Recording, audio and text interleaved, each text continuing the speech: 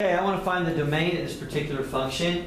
Well, basically, I know this here, domains for most problems are all real numbers unless they're limited. This one's limited because it's got a fraction in it. So I'm going to look at the bottom part there because basically you cannot divide by 0. So all I'm going to do is set this where basically you have w minus 7. It can't equal 0. You're going to add 7 to each side. So basically your answer is all numbers except for what? Where w cannot equal 7, choice A. And if you want, you can also go to your calculator, turn it on, go to your y equals. Maybe if I can get the y equal to work. I want to clear that one out of there. I want to type this one in as a fraction. I think it makes it a little easier. So I'm going to go second alpha, maybe, second alpha. No, I meant second y equals, sorry.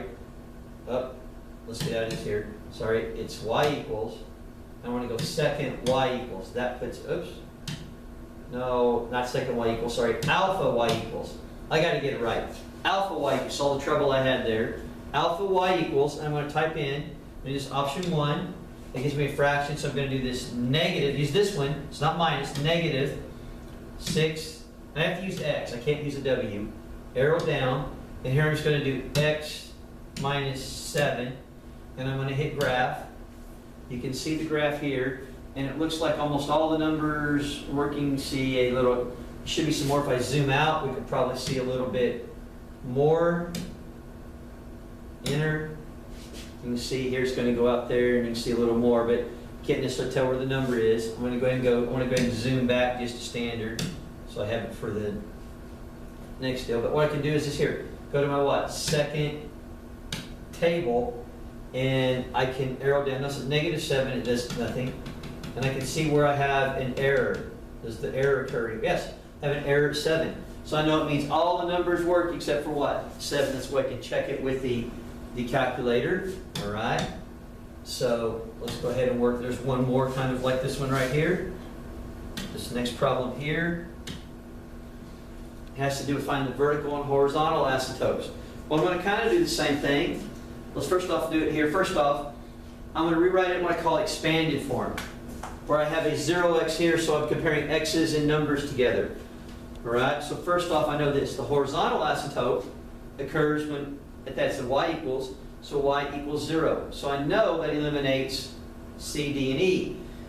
And I can find the vertical asymptote by doing x minus 9 equals 0, which is kind of like my domain of a second ago because it's an asymptote. There was an asymptote on that other problem as there is here. Add the 9, so x equals 9. So I know the answer is A. And once again, I can check this out by going to my calculator. I'm going to go turn it on. Y equals, maybe I get to y equals. And let's clear it out and do it right this time. It's alpha y equals, option 1. That's why I was having such trouble a while ago. And I'm just going to put the 1, arrow down, and use the x minus 9, hit graph. And I know it's going to be way out here because it's 10. You can kind of see the asymptote right out there. And once again, you can check it by doing second table.